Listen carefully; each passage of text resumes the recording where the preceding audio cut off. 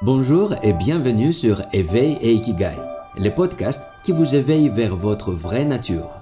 Chaque lundi, nous vous proposons d'explorer les possibilités infinies de transformation de l'être humain et quelles ressources utiliser pour créer une vie équilibrée et pleine de sens.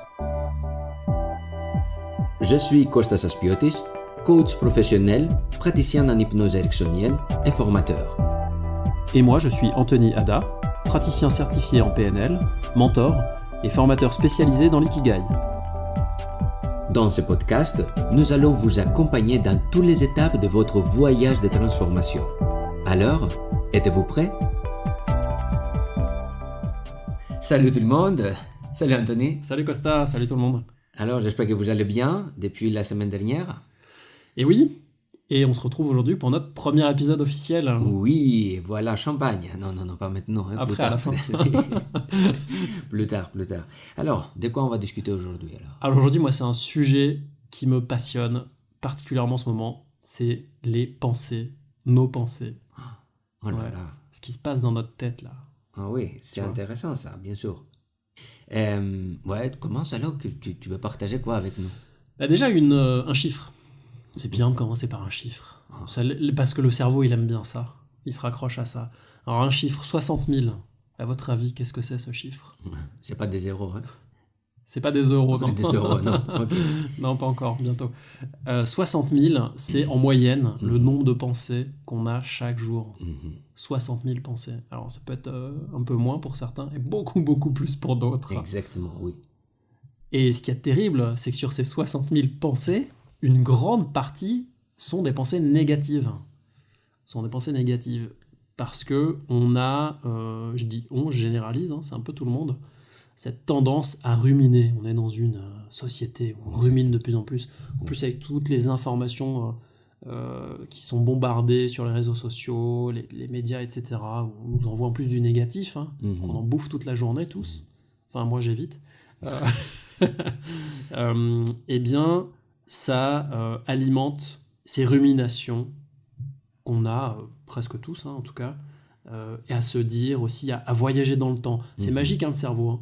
On arrive à voyager dans le temps avec notre cerveau, on arrive à voyager dans le passé, dans le futur. Et au niveau des pensées, ça va être « Ah oui, j'aurais dû faire ci, j'aurais dû faire ça. Ah, et si je lui avais dit ceci. Ah, si j'avais pensé à ça. » Exactement. Ça, je pense que ça vous dit quelque chose. Ça doit vous arriver peut-être plusieurs milliers de fois par jour, du coup. Oui, ça c'est sûr. C'est bien aussi à dire que moi, je les vois à travers des personnes que j'accompagne, cette façon de penser négative. Et en même temps, la première personne que j'ai accompagnée, c'était moi. Parce que je me souviens très très bien qu'à l'époque, par rapport à des événements très spécifiques, j'ai créé une mentalité avec des phrases très spécifiques et très négatives, destructives, on peut dire. Quel genre de phrases? Oh là là, des phrases très banales, on peut dire, que je ne suis pas assez, que je ne vais jamais arriver. Donc, c'était par rapport à mon parcours, on peut dire, quand j'étais petit, comment j'ai appris certaines choses, comment je l'ai vécu, et l'effet qu'ils ont eu, l'impact qu'ils ont sur moi. Et ça m'a pris beaucoup de temps et beaucoup d'efforts, un travail personnel pour réussir à changer ces pensées, les transformer en quelque chose de positif et quelque chose de créatif, que je puisse l'utiliser pour avancer et vivre comme j'ai envie de vivre. C'est important ce que tu dis parce que pour moi c'est l'une des clés que j'avais vraiment envie de partager aujourd'hui dans cet épisode. Quand tu dis tu changes tes pensées pour avoir une vie positive, constructive, ce que je veux dire, ce qui est important à comprendre, c'est que vos pensées créent votre réalité. Oui, ça c'est sûr. Oui. Vos pensées créent votre réalité. Oui. Alors la première fois qu'on l'entend, ça peut paraître un peu dingue, se dire mais non, c'est de la science-fiction. Non, c'est la réalité en fait. Ce que je pense de moi, ce que je pense des autres, de l'environnement, si je suis un peu une victime, je me dis oui mais c'est pas de ma faute, c'est à cause de ceci, c'est à cause de mon manager, c'est à cause de mon conjoint, c'est à cause de la météo, de je ne sais quoi.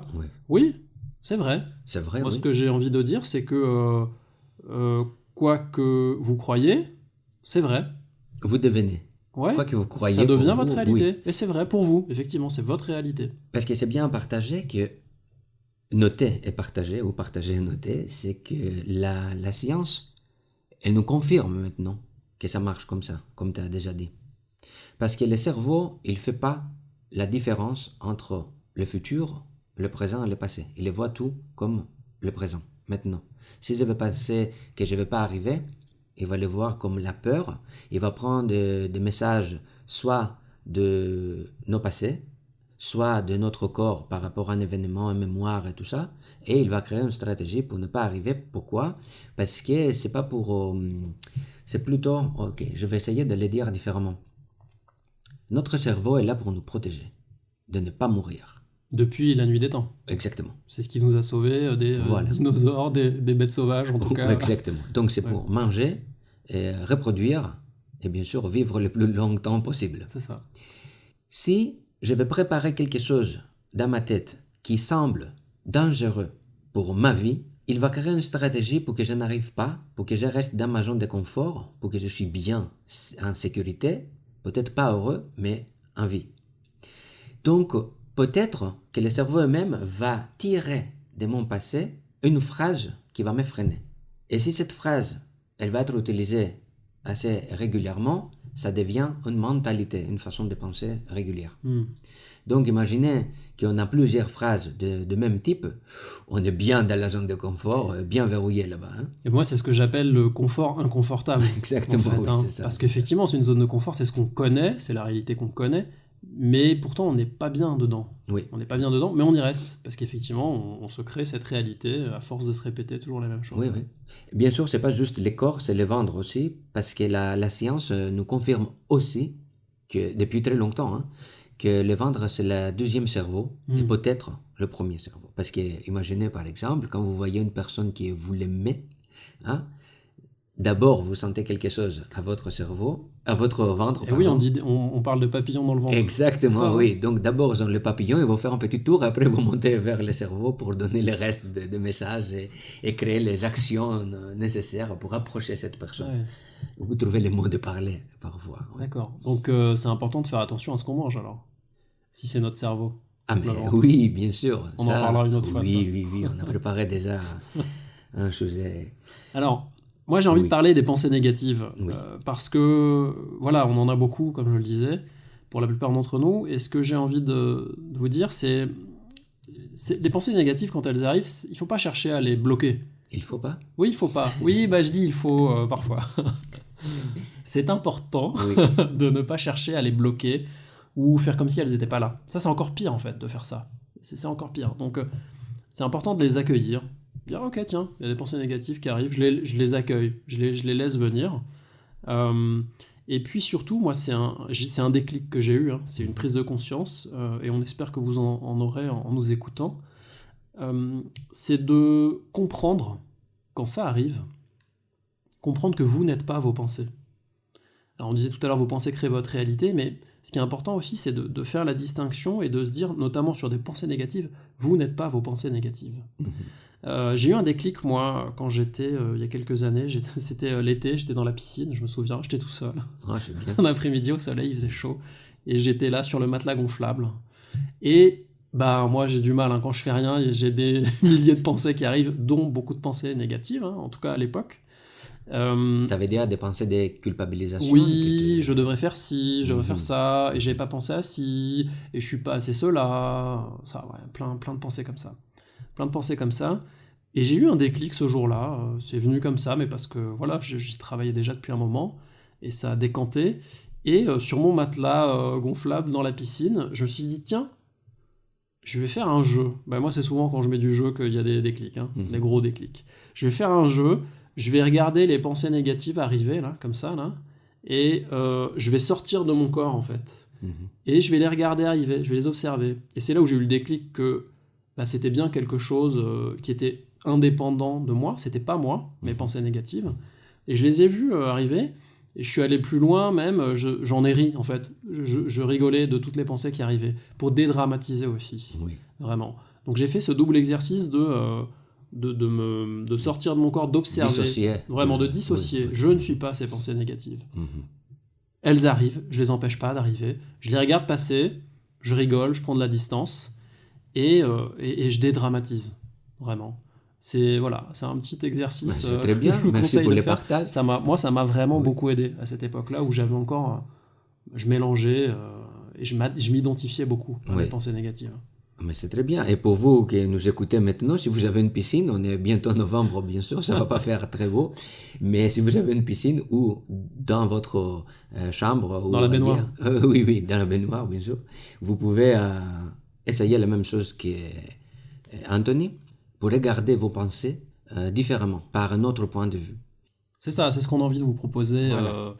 pour chaque épisode, c'est de tester chez vous.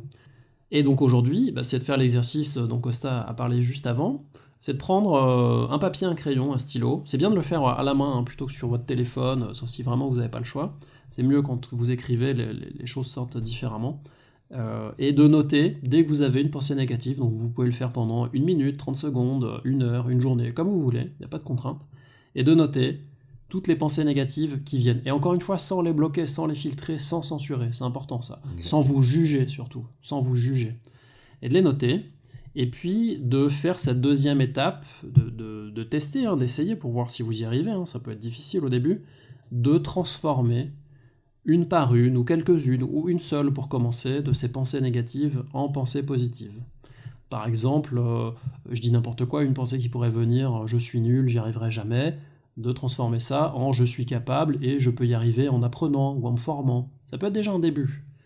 C'est important, vous pouvez y aller par étapes. Pas besoin de tout vouloir changer du jour au lendemain. Oui, et en plus, si vous ne le sentez pas, et parce que la pensée négative est là depuis très longtemps, et quand vous allez dire à la place de je suis nul, je suis capable, ok, peut-être vous ne le sentez pas, ça sent pas bon. Vous le répétez et répétez jusqu'à le jour que vous allez le sentir dans votre corps. Là, ça commence à avoir effet.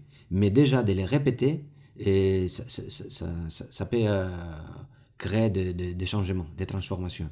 Alors Anthony, une pensée négative que les auditeurs peuvent se poser ou créer maintenant, ou penser en fait, maintenant qu'on a proposé cet exercice, ça pouvait être quoi? C'est facile, j'ai pas le temps. Exactement. J'ai pas le temps, moi, j'ai pas le temps, j'ai pas de papier, j'ai pas de stylo, j'ai pas le temps quoi en fait. Oui, Ça là, j'ai j'ai pas bien, le temps. Et derrière ces mots, cette phrase, je n'ai pas le temps, ça se cache plein de choses. Donc vous pouvez peut-être passer une demi-heure de regarder Netflix ou YouTube, qui est 2 minutes pour écrire vos pensées négatives. Donc c'est les moments, je crois, parce que vous êtes là aujourd'hui, vous écoutez ces podcasts, parce que vous êtes en recherche de vous, quelque chose à transformer dans votre vie. Donc c'est le moment de faire un pas vers cette transformation, vers ce changement. Donc c'est là de dire non, c'est fini pour aujourd'hui les YouTube ou les Netflix et j'ai écrit pendant 2 minutes et après faites ce que vous voulez. Mais faites-le et vous allez voir qu'il y aura des changements très rapidement. J'ajouterais, moi, une de mes astuces. D'ailleurs, là, je les vois en face de moi. C'est cette pensée, une fois que vous l'avez transformée, si vous en prenez qu'une seule, c'est de l'écrire sur un post-it, en fait. Et le post-it, de l'afficher dans votre bureau, chez vous, sur la porte, sur le frigo. Parce que le frigo, vous l'ouvrez plein de fois. Et vous allez voir, cette pensée, elle va infuser. Vous allez la voir jour après jour, après jour, après jour. Elle va infuser. Et vous allez voir l'effet que ça a sur vous, sur la durée, effectivement, d'avoir transformé une pensée qui était négative au départ en pensée positive, constructive. Vous allez pouvoir, à force de la voir tous les jours, voir comment vous vous l'appropriez, en fait. Et comment vous avez réussi à transformer une pensée négative en pensée constructive pour vous. C'est très bien. Et en plus, voilà, on va ajouter ça, c'est que quand vous transformez cette pensée négative à quelque chose de positif, constructif, et vous allez avoir un résultat positif grâce à la nouvelle pensée, c'est bien à noter aussi, parce que ça, c'est le résultat. Et c'est nécessaire de le voir devant nous. Donc pour résumer, oui, c'est très simple. Un papier, un stylo. Dès que vous avez une pensée négative, prenez-en une seule pour commencer. Vous la notez, vous la transformez en pensée positive, constructive, autant que vous pouvez. Si c'est difficile, c'est pas grave. Accueillez ça aussi, c'est pas grave. Et puis, vous la regardez, vous la répétez jour après jour, et vous regardez surtout les résultats après. Est-ce que ça change dans votre comportement et les résultats que vous en tirez? Voilà pour aujourd'hui, on vous demandera vos copies la semaine prochaine, pour savoir qui a fait ses devoirs. Ah non, c'est sérieux quand même. Anthony, je crois que c'est la fin de cet épisode. Déjà? Ah, mais oui. On aurait pu en parler pendant des heures encore. Oui, c'est sûr. On en garde pour plus tard. Et on vous souhaite une très bonne semaine, et on vous dit à bientôt. À très bientôt. Bon, à la semaine prochaine en fait. Bah oui. Oui, au revoir. Ciao Anthony. Ciao. Et voilà, on espère que cet épisode vous a apporté beaucoup de valeur. Si c'est le cas, partagez-le avec 3 amis dans la journée et parlez-en avec eux. Pourquoi faire ça ? En parlant de ce que vous venez d'apprendre, vous l'intégrez 2 fois plus vite. Donc, on vous souhaite une excellente journée et rendez-vous la semaine prochaine pour un nouvel épisode de Veille et Ikigai. Au revoir.